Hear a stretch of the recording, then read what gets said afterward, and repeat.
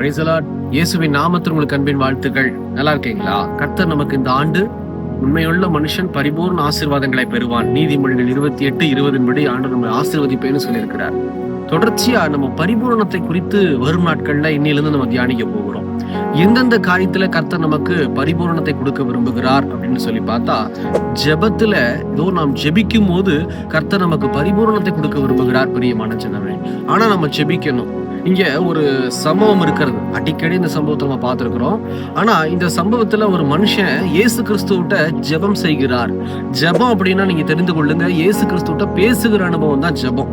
அப்போ அந்த மனுஷனுக்கு ஒரு தேவை இருக்கு. ஒரு விடுதலைக்காக, தன்னுடைய தேவைக்காக தேவ சமூகத்துல இயேசு கிறிஸ்துவை பார்த்து கூப்பிடும் போது, அதாவது அவரிடத்துல பேசும்போது, ஜெபிக்கும் போது கர்த்தர் விடுதலை தருகிறார். கர்த்தர் அவரை ஆசீர்வதிக்கிறார். அப்போ இந்த ஜெபம் பண்ணும் போது பரிபூர்ணம் அடைகிறார் அந்த மனிதர். எப்படி அப்படின்னு சொல்லி பார்த்து நாம் ஜெபிக்க போகிறோம். மார்க் 10ஆம் அதிகாரத்துல 48ஆம் வசனத்தை திருப்பிக் கொள்ளுங்க. கர்த்தருடைய வேத வசனத்தை கவனித்து பாருங்க. அவன் பேசாதிருக்கும்படி அநேகர் அவனை அதட்டினார்கள். அவனோ, தாவீதின் குமாரனே, எனக்கு இறங்கும் என்று முன்னிலும் அதிகமாய் கூப்பிட்டான். இது யார் அப்படின்னு சொல்லி பார்த்தா, பர்திமேயு அப்படின்னு சொல்லக்கூடிய ஒரு பிறவி குருடர். அவர் உட்கார்ந்து இருக்கிறாரு. இயேசு கிறிஸ்து அவருடைய உட்கார்ந்து இருக்கிற பாதையில இயேசு கிறிஸ்து வருகிறார் அப்படின்னு கேள்விப்பட்டு, இயேசுவே, தாவீதின் குமாரனே, எனக்கு இறங்கும்னு சொல்லி ஒரு தடவை கூப்பிடுறாரு. First time. செகண்ட் டைம் நான் வாசிக்கிறேன். வாசிச்ச அந்த வசனம் தான் செகண்ட் டைம் இன்னும் உரத்த சத்தமா. அப்போ அவர் கூப்பிடுறாரு அப்படின்னா, நான் சொன்ன ஏற்கனவே ஜெபிக்கிறது தான் இயேசுவை கூப்பிடுகிற ஒரு அர்த்தம்.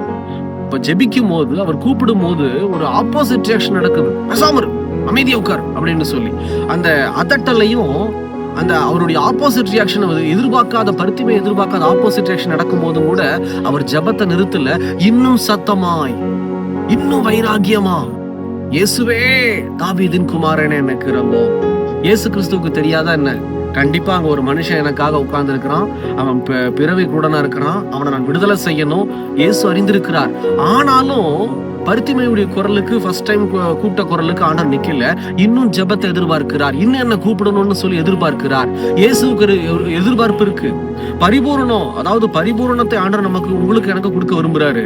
ஒரு விடுதலை கொடுக்க விரும்புறாரு. அது இலவசம் தான். ஆனா நம்ம விலைக்கரையம் செலுத்தணும். தேவ பிள்ளைகளே, நாம் விலைக்கரையம் செலுத்தாதபடிக்கு கர்த்தருடைய சமூகத்திலிருந்து பரிபூரணத்தை எதிர்பார்க்க முடியாது. இந்த மனுஷன் என்ன விலைக்கரையம் செலுத்தினார்னா, திரும்ப திரும்ப ஆண்டவர் உரத்த சத்தமாய் கூப்பிட்டு ஜெபிக்கிறார். இயேசுவே, தாவீதின் குமாரன், எனக்கு இறங்கும். இயேசு அந்த குரலை கேட்டு சீஷர்களை பார்த்து சொல்றாரு, அவனை கூட்டிட்டு வாங்க அப்படி.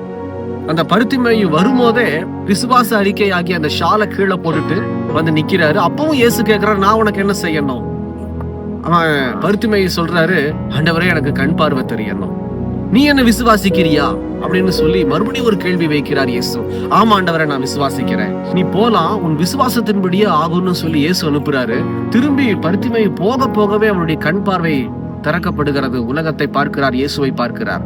இந்த செய்தி கேட்கிறதான பிரியமான ஜனமே, உங்களுக்கு ஒரு பரிபூர்ணம் வேணும்னா, ஒரு பரிபூர்ணமான எனக்கு ஒரு விடுதலை வேணும், ஒரு பரிபூர்ணமான ஒரு ஆசீர்வாதம் வேணும்னு சொல்லி விரும்புறது பெருசல்ல. நீங்க விலைக்கரையம் செலுத்தணும். எப்படி விலைக்கரை செலுத்தலாம்? காணிக்கை, தசம பாகம், ரத்தத்தை கொடுக்கறதா? இல்லவே இல்லை. விலைக்கரையம் என்பது கர்த்தர் உங்ககிட்ட எதிர்பார்க்கிறது ஜெபம். ஃபர்ஸ்ட் நீங்க ஜெபிக்காம எதுலயும் ஆசீர்வாதத்தை பார்க்க முடியாது. நீங்க ஒரு வேலை ஊழியம் செய்யலாம், வேலை செய்யலாம், பிசினஸ் பண்ணலாம், என்ன வேணா இருக்கலாம். உங்களுக்கு சமாதானம் வேணுமா? என்ன தேவையா இருந்தாலும், சிறுசோ பெருசோ, நீங்கள் ஜெபித்தே ஆக வேண்டும். ஜெபம் பண்ணாதான், ஜெபம் என்னும் கூடிய அந்த விலைக்கரையத்தை நீங்க செலுத்தாத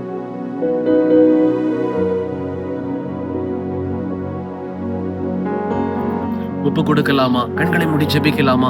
அப்படியே ஒரு கிடந்த தலைகளை தாழ்த்தி, எங்களை நேசிக்கிற நல்ல ஆண்டவரே, இந்த வேலைக்காக ஸ்தோத்திர ராஜா. தகப்பனே, இந்த நாளிலும் கூட இதோ இந்த பர்திமேயுடைய ஆண்டவரே ஜெபத்தினுடைய வாஞ்சையை நாங்க பார்க்கிறோமே. இதோ விலைக்கரையம் செலுத்துறாரு. இதோ இந்த ஜெபத்தினுடைய விலைக்கரத்தை செலுத்தும் போது தேவன் ஆசீர்வதித்தீரே ஆண்டவரே. எங்களுக்கும் கூட எத்தனை எதிர்ப்புகள் நாங்கள் ஜெபத்துல ஆண்டவரை பெற்றுக்கொண்டாலும், ஆப்போசிட் ரியாக்ஷன் வந்தாலும், இன்னும் அதிகமா நாங்கள் ஜெபிக்க, இன்னும் அதிகமா உம்மை தேட ஆண்டவரே நாங்கள் விலைக்கரையம் செலுத்துவோம் வேண்டும்னு சொல்லி ஒப்பு கொடுக்கிற பிள்ளைகளை கண்ணோக்கி பார்த்து கர்த்தர் அவர்களை ஆசீர்வதிப்பீராக.